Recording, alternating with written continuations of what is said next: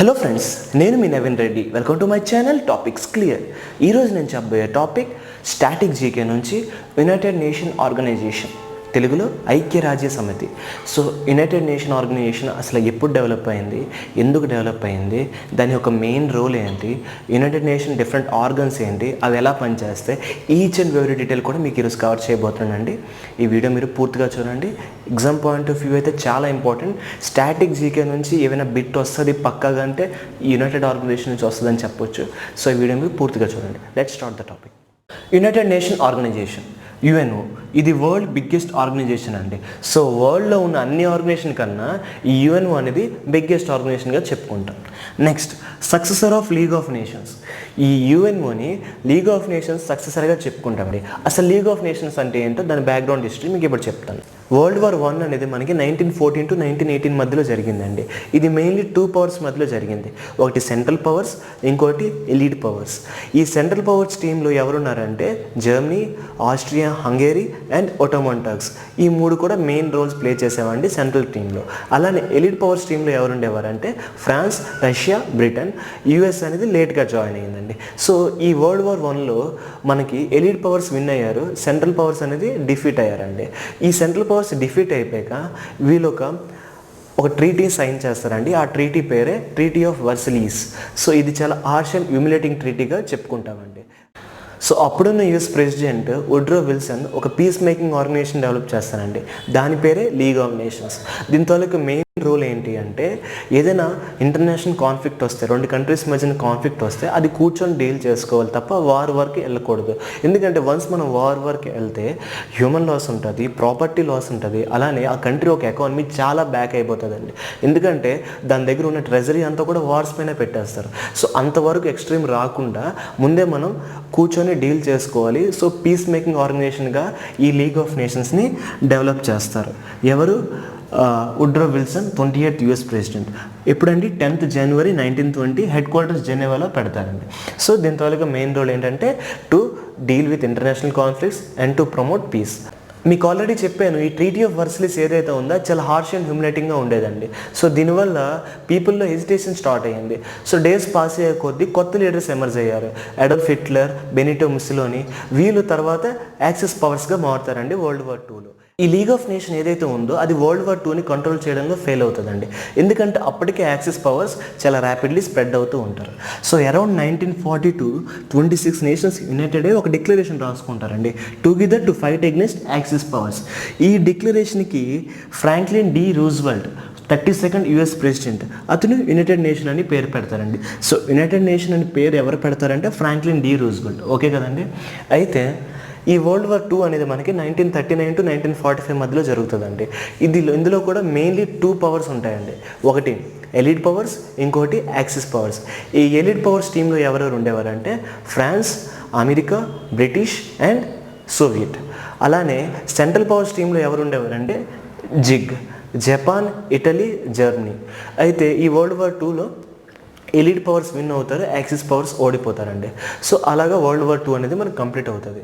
So world war 2 అయిపోయాక elite power countries ఏవైతే ఉన్నాయో అవన్నీ కూడా యునైటెడ్ నేషన్ని ఒక ఇంటర్నేషనల్ పీస్ మేకింగ్ ఆర్గనైజేషన్గా మారుద్దాం అనుకుంటారు. జస్ట్ లైక్ వరల్డ్ వార్ 1 అయిపోయాక లీగ్ ఆఫ్ నేషన్ ఎలాగైతే డెవలప్ చేశారో వరల్డ్ వార్ 2 అయిపోయాక ఈ యునైటెడ్ నేషన్ డెవలప్ చేద్దాం అనుకుంటారు. సో 26th June 1945 శాన్ ఫ్రాన్సిస్కోలో ఒక మీటింగ్ జరుగుతుంది. మొత్తం 51 కంట్రీస్ నుంచి డెలిగేట్స్ వస్తారు, అటెండ్ అవుతారు. వాళ్ళందరూ కూడా యునైటెడ్ నేషన్ చార్టర్ని యాక్సెప్ట్ చేస్తూ సైన్ చేస్తారండి.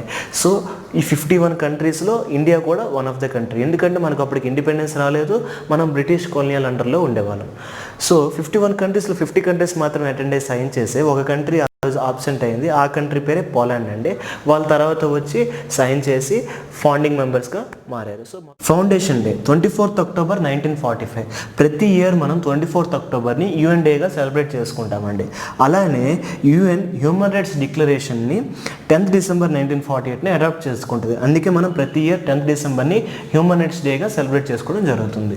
Next, united nation organisation head quarter ఏమో న్యూయార్క్, యుఎస్ఏ అండి. ఓకే కదండి. నెక్స్ట్, దీని ఒక ఎంబ్లెమ్ ఎలా ఉంటుంది అంటే ఒక గ్లోబ్ని నార్త్లో ప్రొజెక్షన్ చేస్తూ ట్విన్ ఒలివ్ బ్రాంచెస్ పక్కన ఉంటాయండి. సో ఒక గ్లోబ్ని నార్త్లో ప్రొజెక్షన్ చేస్తూ ఒలివ్ బ్రాంచెస్ పక్కన ఉంటాయండి. ఈ ఒలివ్ బ్రాంచ్ అనేది సింబల్ ఆఫ్ పీస్గా చెప్పుకుంటాం. ఇది గోల్డ్ కలర్లో ఉంటుందండి. నెక్స్ట్ ఇది 7th October 1947 అడాప్ట్ చేసుకోవడం జరిగింది. దీని యొక్క ఫ్లాగ్ ఎలా ఉంటుందంటే ఇప్పుడు మీకు చెప్పిన ఏదైతే మీకు సింబల్ చెప్పానో, ఎంబ్లమ్ చెప్పానో అదంతా వైట్ కలర్గా ఉంటూ ఒక బ్లూ బ్యాక్గ్రౌండ్గా ఉంటుందండి. ఇదే యుఎన్ ఫ్లాగ్. ఇది 20 October 1947 అడాప్ట్ చేసుకోవడం జరిగింది. సో మీకు UN emblem and UN flag రెండు కూడా ఈ వీడియో ఒక థంబ్నెయిల్లో మీకు ఇవ్వడం జరిగింది, ఒకసారి చూడండి. నెక్స్ట్ సో యుఎన్లో ఎంతమంది మెంబర్స్ ఉన్నారు, మెంబర్స్ అంటే ఎన్ని కంట్రీస్ ఉన్నాయి. సో మొత్తం 193 కంట్రీస్ ఉన్నాయండి, ప్లస్ 2 అబ్జర్వర్స్ అండి, 2 అబ్జర్వర్స్. సో 2 అబ్జర్వర్స్ ఉన్నారండి. సో ఈ 193 కంట్రీస్ ప్లస్ 2 అబ్జర్వర్స్. ఈ 2 అబ్జర్వర్స్ ఎవరంటే వాటికన్ సిటీ అండ్ ప్యాలెస్టైన్. ఇవి ఎందుకు అబ్జర్వర్ స్టేటస్ ఇచ్చారంటే వాటికన్ సిటీ అనేది రిలీజియస్ స్టేట్ అనేది, దీన్ని హోలీ సీ అని కూడా అంటారు. ప్యాలెస్టైన్ ఏంటంటే స్టేట్ హుడ్ కోసం కాన్ఫ్లిక్ట్ అవుతుంది. సో ఈ రెండు అబ్జర్వర్గా పెట్టడమే మంచిదని అబ్జర్వర్గా పెట్టారు. ఈ 193 కంట్రీస్లో 193rd కంట్రీ లాస్ట్గా యాడ్ అయిన కంట్రీ మనకి సౌత్ సూడాన్ అండి. ఓకే కదండి. సౌత్ సూడాన్ క్యాపిటల్ జూబా, దాని ఒక currency Sudanese pound. Next languages వచ్చేసరికి మొత్తం 6 అఫీషియల్ లాంగ్వేజెస్ ఉన్నాయండి. English, French, Chinese, Russian, Spanish, Arabic. ఇవన్నీ కూడా 5 వర్కింగ్ లాంగ్వేజెస్.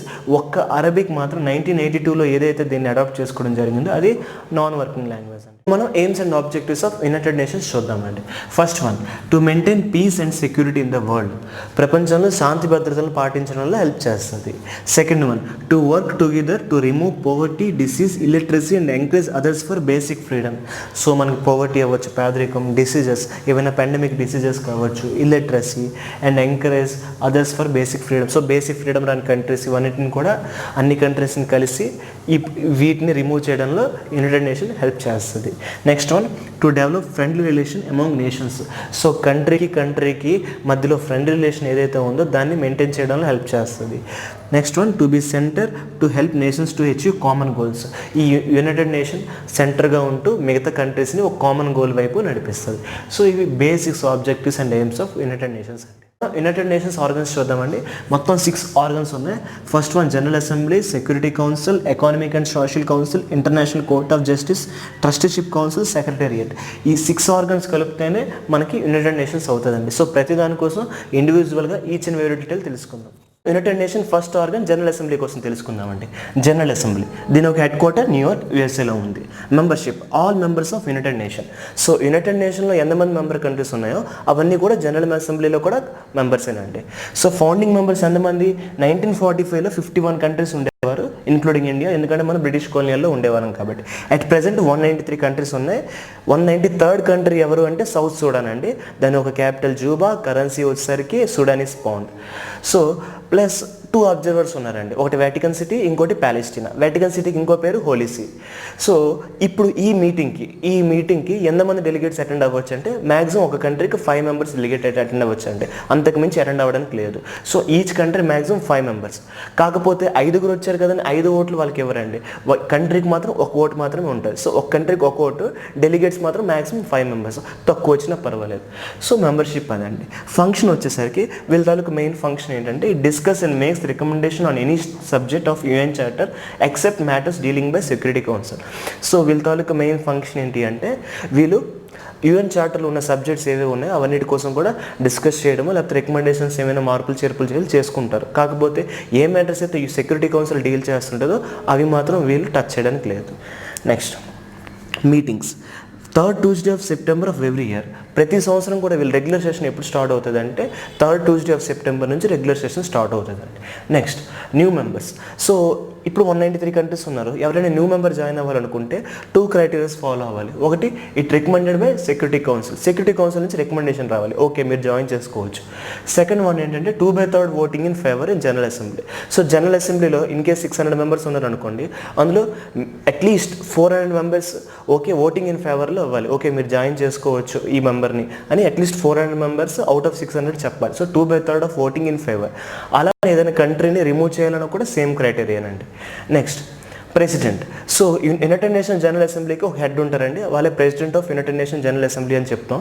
అయితే first female president of united nation general assembly ఎవరు అంటే మన ఇండియన్ అండి, విజయలక్ష్మి పండిత్.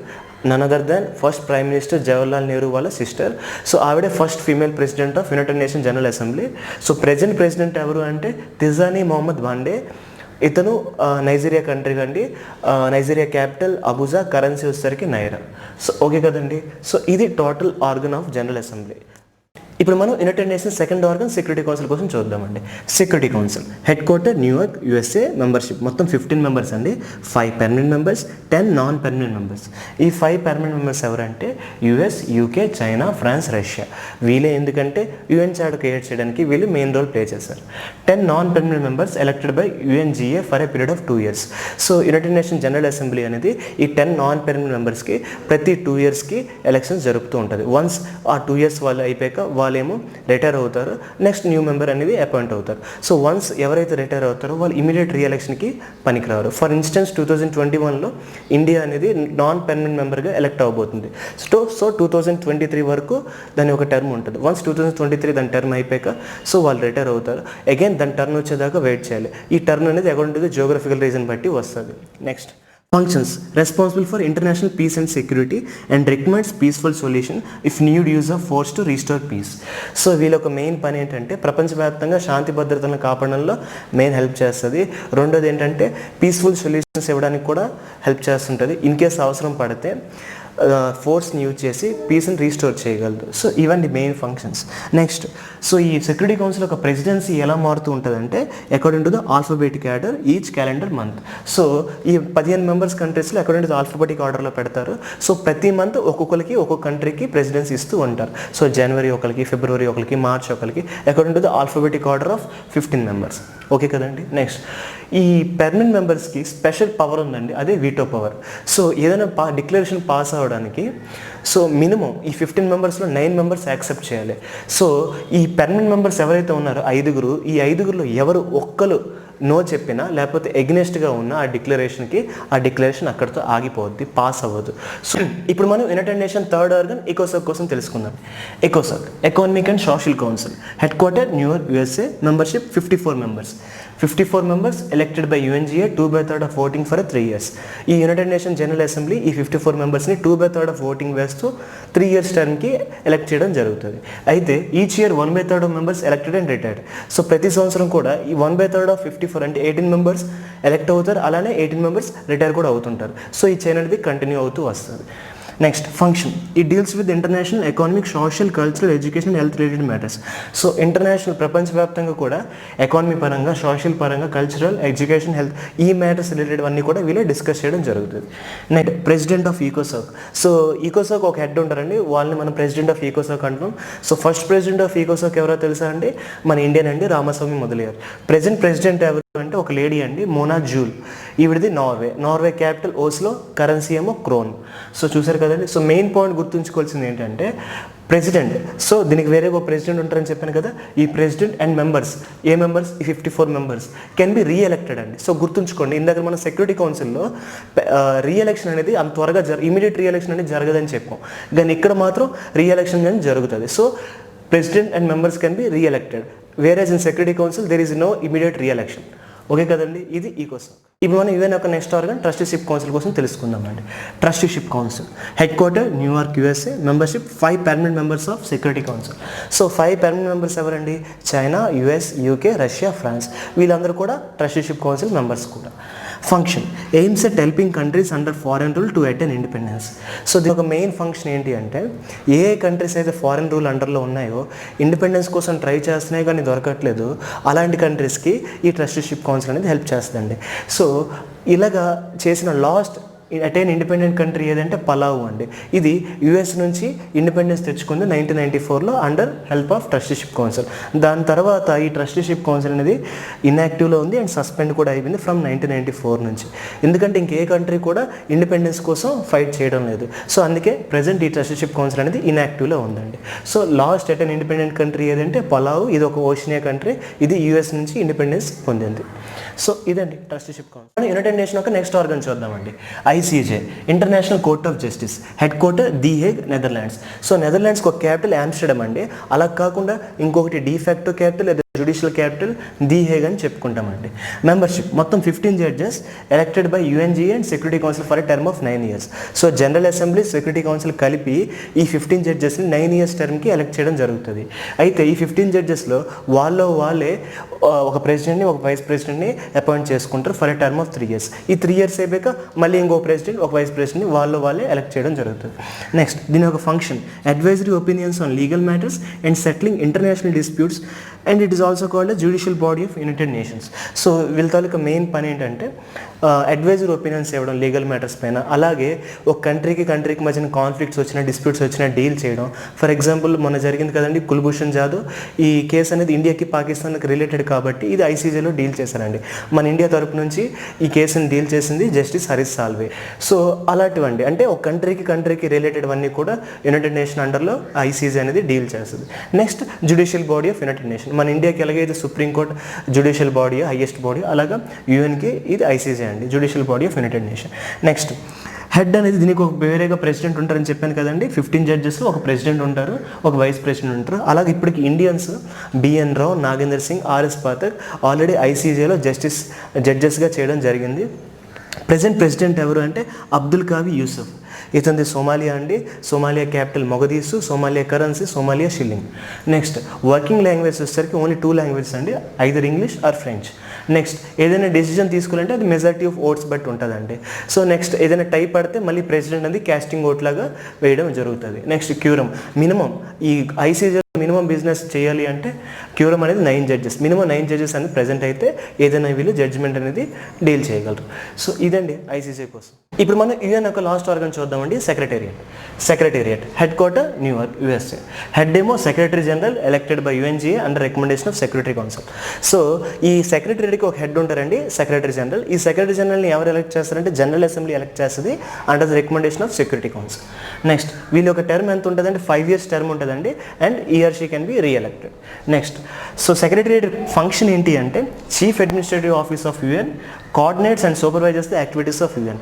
ఈ సెక్రటరియట్ వాళ్ళకి మెయిన్ పని ఏంటంటే చీఫ్ అడ్మినిస్ట్రేటివ్ ఆఫీస్ లాగా పనిచేస్తుంది, అలానే యుఎన్ ఏమేమి యాక్టివిటీస్ చేస్తుందో దానికి సూపర్వైజ్ చేస్తుంది, కోఆర్డినేట్ చేస్తుంది. అంటే మెయిన్ చెప్పాలి అంటే యుఎన్కి ఇది మెయిన్ ఆఫీస్ అంటే, లేకపోతే మెయిన్ హెడ్ క్వార్టర్ చెప్పుకోవచ్చు. సెక్రటరీకి ఒక సెక్రటరీ జనరల్ ఉంటారు, అలానే ఒక డిప్యూటీ సెక్రటరీ జనరల్ ఉంటారు. అయితే సెక్రటరీ జనరల్కి పవర్ ఉంటుంది ఎవరినైనా కూడా డిప్యూటీ సెక్రటరీ జనరల్లా అపాయింట్ చేయడానికి. ఈ డిప్యూటీ సెక్రటరీ జనరల్ పోస్ట్ అనేది కోఫీ అన్నన్ సెక్రటరీ జనరల్గా ఉన్నప్పుడు ఈ పెట్టడం జరిగింది. Secretary general Antonio Guterres. మీ అందరికి ఒక క్వశ్చన్ అండి, ఈ యాంటోనియో గుటెరస్ ఏ కంట్రీకి చెందిన అతనో నాకు కామెంట్ బాక్స్లో ఆన్సర్ పెట్టండి. మీకు ఒక క్లూ ఇస్తాను, ఆ కంట్రీ ఒక క్యాపిటల్ లిస్బాన్, కరెన్సీ ఏమో euro. Next deputy secretary general Amina J Mohammed అండి. ఈవిడ ఒక లేడీ, ఈవిడ నైజీరియాకి చెందిన ఆవిడ. Nigeria capital Abuja, currency naira. నాకు ఈ ఆన్సర్ ఏమో మీరు కామెంట్ బాక్స్లో పెట్టండి. సో సింపుల్గా చెప్పాలంటే యునైటెడ్ నేషన్ ఒక మెయిన్ బాడీ సెక్రటేరియట్ అండి. ఈ సెక్రటేరియట్కి హెడ్ ఏమో సెక్రటరీ జనరల్, అంటే యునైటెడ్ నేషన్కి ఒక హెడ్ సెక్రటరీ జనరల్గా చెప్పుకుంటాం. సో ఇదండి స్టోరీ. సో మనం ఈరోజు ఏమైనా నేర్చుకున్నాం, యునైటెడ్ నేషన్ అంటే ఏంటి, అసలు ఎలా స్టార్ట్ అయింది, అసలు ఎందుకు వచ్చింది, దాని ఒక డిఫరెంట్ ఆర్గన్స్ ఏంటి, ప్రతి ఆర్గన్ కోసం ఈచ్ అండ్ వెరీ డీటెయిల్ నేర్చుకున్నాం. సో మీకు నా క్లాస్ నచ్చినట్లయితే దయచేసి లైక్ చేయండి, షేర్ చేయండి. ఇప్పటి వరకు మీరు నా ఛానల్ సబ్స్క్రైబ్ చేయకపోయినట్లయితే సబ్స్క్రైబ్ చేయండి. So stay safe, study hard. Thank you.